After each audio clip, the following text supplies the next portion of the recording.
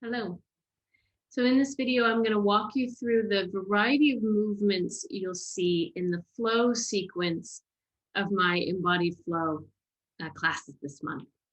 So it will be helpful if you have 2 bricks or thick hardcover books to use.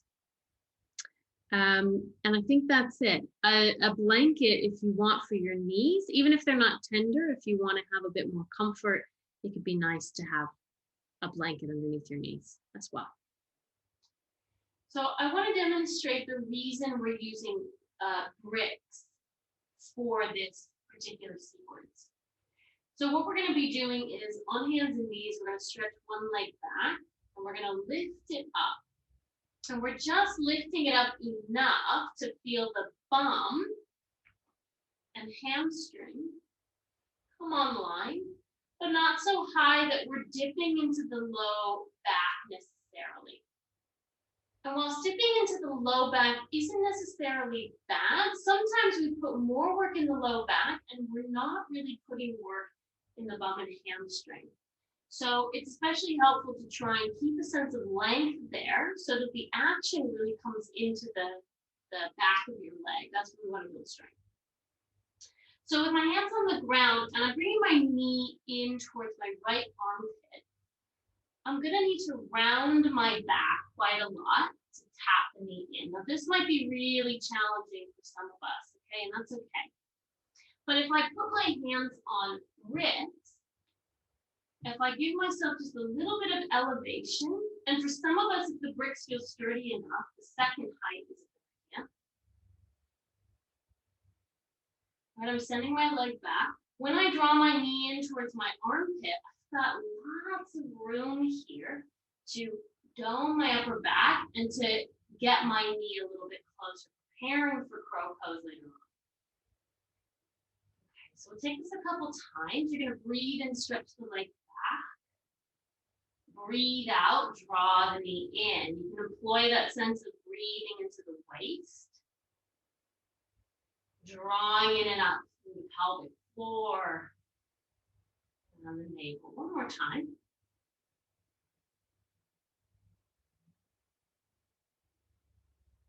And then pause.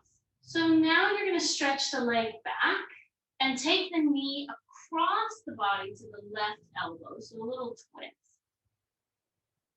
Let me do that again. Breathing in as you reach back. Exhale, twist. So doming the upper back. And you might notice that I'm keeping my gaze forward in preparation for that crow pose later. This is also going to help me dome my back a little bit more than necessarily curling my chin in. Okay, try it twice more. So reaching it back. Exhale, curling it in, doming the upper back.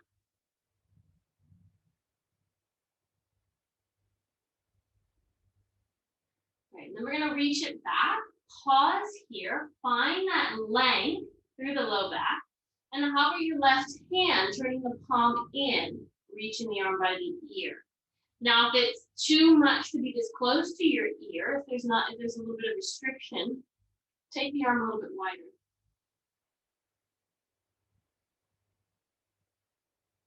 I take another breath. I'm trying to broaden the back of my body here. And then I'll set the hand and foot down. We're going to pivot the bottom toes out to the side, root that right foot, and reach the arm up. Now I can choose to change the height of my brick or get rid of it altogether. But again, a little bit of height might be helpful here. At a certain point in the sequence, we're going to hover the knee and shin. Now that could be fully lifting it off, or it could be simply lightening it away from the ground. What I want you to pay attention to is that contraction through the bottom part of your waist. And that vigorous kind of push down that elevates you. Okay, we're going to lower that down, lift the back leg up. And again, further along in the sequence, we'll bend the knee. And we're going to catch the foot. Now, if catching the foot is not available to you, just simply bend the knee and work on gently pressing the pelvis forward, the thigh back. Right? What can happen when we go through the foot is that the pelvis starts to move back, increase the hips. And so what we want to work towards is, even if we have to do that to grab the foot, might we press the pelvis forward? If that's a lot on your hips, your bottom toe might benefit from moving behind you a bit more. Become a little bit more parallel. And from here, you can draw the heel towards your bum and focus on lengthening the low back. So I'm feeling a stretch right through the front of my thigh into my hip. Some of us might kick that foot into the hand and really let the back arc slightly. Okay, so as my thigh goes back, my chest opens. I'm paying attention not to compress my low back too much. And then the final movement here, you're going to tap your hand to your thigh, and I want to invite you to really let yourself curl a bit here. You're going to extend that leg back out, reach the arm up, so like a supported half moon. Draw the knee in, round the spine, and then expanding out from the center. Try that twice more. So curling in, we're letting our hips go back a bit. And then opening it back up. One more time. Okay, I'm going to step my foot forward towards the front of the mat. Ooh, pausing here. So we won't be doing all of those movements in one sequence. We'll be adding them on. Okay, from here, Anjaneyasana, interlace your fingers behind your back. Pelvis is coming forward. Chest rising up. So there can be the tendency here to just let the chest go and leave the pelvis behind. Why don't you encourage the pelvis to come forward? Just a little bit. Any amount, really. But there's a sense of extension to the front of your hip. Then we rise up. We'll take a breath in to reach the arms overhead. And next, I'll bring the hands down to your bricks. Come onto the ball of the back foot, lift the knee, a lunge. And then from here, you might take the back foot a little bit wider. The bricks on the inside of your front foot. And then start to slowly straighten that front leg. And you could stay here or bend the front knee and slowly re-straighten. And what I'm trying to do is I'm trying to maintain this relationship between my thigh and my belly. Just going to gently open up the back of the thigh. For some of us, where this is really challenging, we might keep the spine relatively lengthened. We might also be up on our bricks a little bit higher. Let's take this one more time.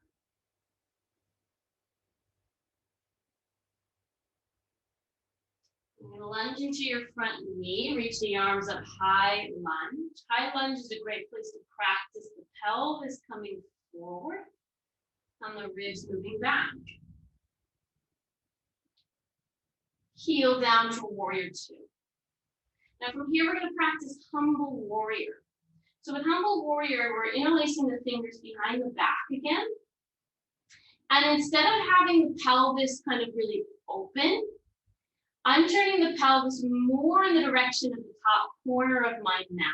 And what that's doing is drawing my thigh bone a little bit more easily into the hip socket, right? Which is important for our crow pose later. So I interlace my fingers, I draw the knuckles down, and then I'm going to bow forward over my front thigh, right shoulder to right thigh. And then drawing the head down. So there's really this kind of tight relationship between my thigh, my leg bone, and the right side of my body here. As you take a few breaths, you might breathe wide into the waist. And exhale, draw in and up to the pelvic floor, to the sides of the waist.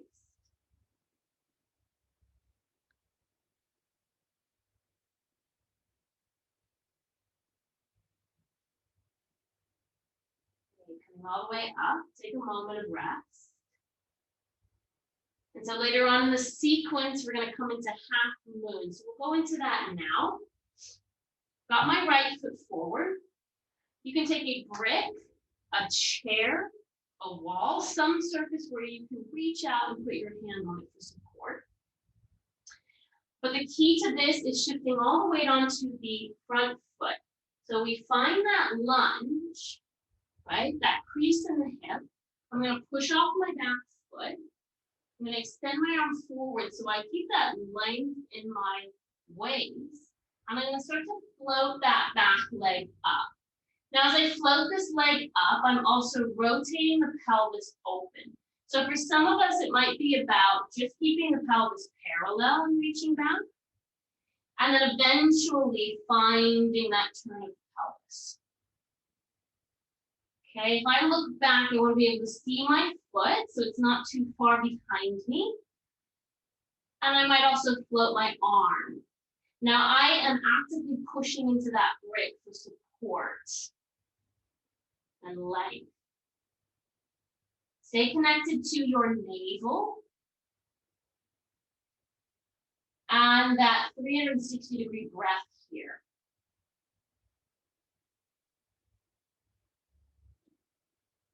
Bring both feet together and come all the way up to standing.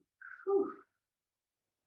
Okay, that's a lot of work. And again, we're not going to be doing that all consecutively. We'll be adding on. But let's try that on the left side a little bit more swiftly so you can get a sense. So I'm on my hands and knees. I'm going to stretch my left leg back, lifting it high enough to connect into my bum and hamstring. I'm going to draw that knee into my left armpit, and I'm keeping my gaze forward so I can practice doming for crow pose. Breath in as I go back. Exhale, drawing in. Inhaling back. Exhale, drawing in. Now I'm going to try taking the knee across the body. Again, doming, finding that twist.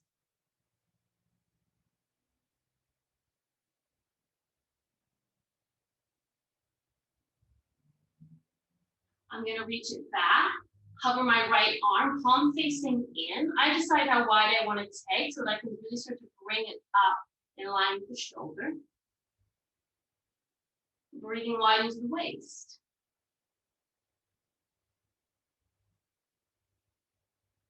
I'll set the hand and foot down, pivot the bottom toe out to the side, reaching that left arm up. From here, you might practice hovering your bottom knee and shin.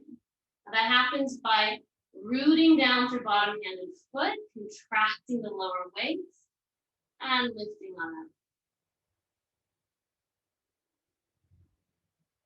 I'm going to lower down, lift that back leg, bend the knee. So I could be practicing pressing thigh back actively, pelvis coming forward. I might be holding onto the foot and using the help of my hand to draw the foot in. Again, gently drawing pelvis forward, thigh back. Now what can help with any compression in the low back is really to lengthen the spine out through the crown of your head. And then some of us might try pressing the foot into hand, thigh moving back, and as that happens, the chest widens and opens.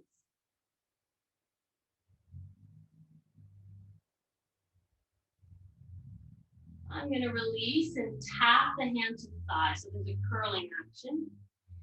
And then re-extend and open.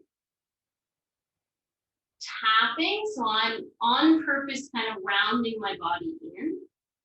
And then from my navel center, re-extending.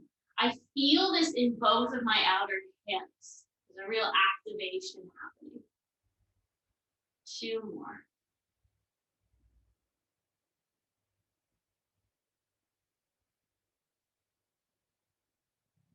I'm going to step this foot forward to the front of the mat.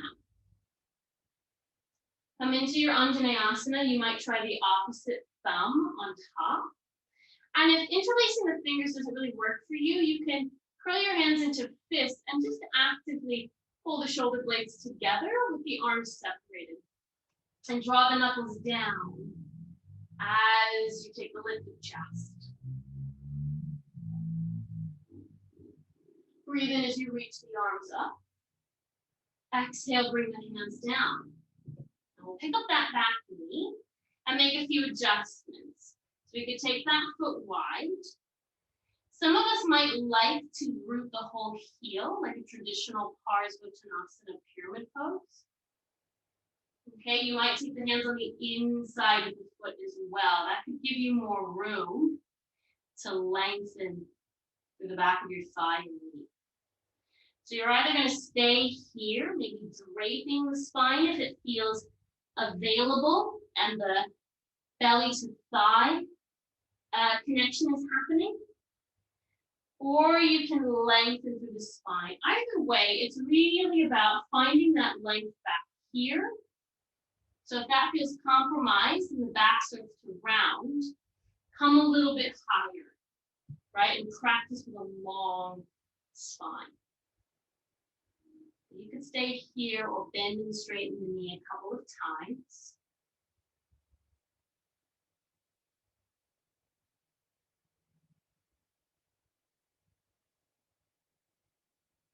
And then I'm going to bend the knee and come into high lunge. So I'm on the ball of the back foot here. And then I'm going to spin the back heel down, warrior two. So let's come into humble warrior. That might require turning the back toes in a bit to make the movement of your pelvis forward a bit easier. We find some length through that spine. And then we bow forward, bringing shoulder towards thigh. So again, we're coming back into the meeting point of this side of my torso with the thigh. And the action really happening from the hip more than the upper back. Okay? So if I go forward and it's just my upper back, notice how I'm not creasing at the hip. As I go forward, what I want to happen is a creasing at the hip. So I'm really activating the thigh.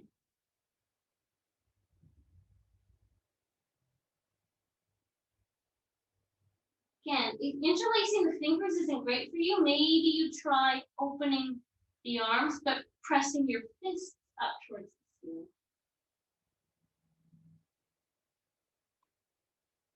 And then we rise back up. Now from here, we go into a half moon pose. So that could be with a brick, a chair, a wall, anything that you can reach out and press into for support. Okay. So as we did with humble warrior, it was about the creasing of the hip. So this action happening, this action is really important to shifting weight onto your front foot, right? Without the flexing of my hip, without the crease of my hip, if I don't crease my hip, it's all happening in my upper body, right? So in order for my upper body to do less work, my lower body has to do a little bit more, okay? And if it's a new movement, have patience with yourself. You can, again, use a wall. You don't have to bring your hand all the way to the ground if that kind of flexion is not available to you. You can bring your hand forward and just do as much flexion as feels possible for you, okay? But for the sake of this video, I've got a brick, and I'm gonna reach my brick out and to the side here and shift the weight, okay? And so if I'm feeling a little bit tentative, I might start with my leg, my pelvis gonna turn down and reaching out through the leg, but it gradually pressing into that foot, lengthening through my spine forward and opening up the hip, almost like unfurling or opening, turning the page of a book. When I do this, I'm really trying to keep the front of my body softened into the back body rather than splaying open. There's a little bit more stability available to me if I do the first one of those. Okay, I'm kicking out in line with my hip. One more breath. And then stepping the feet together and slowly coming up. All right, so that was a lot of action, a lot of work. If your hips are feeling a little bit sore or your muscles are feeling a bit tight, take a moment to take a hip stretch on your back, cool down how you need. And I'll see you in the next video where we'll look at final balance and some energetic work. If you aren't already subscribed to my channel, please do, so that you can be updated with whenever I release a new video each month. And if you have any questions or comments about your experience, please email me. I'd love to hear from you. And all of that is in the description box below. And I look forward to seeing you in a live class.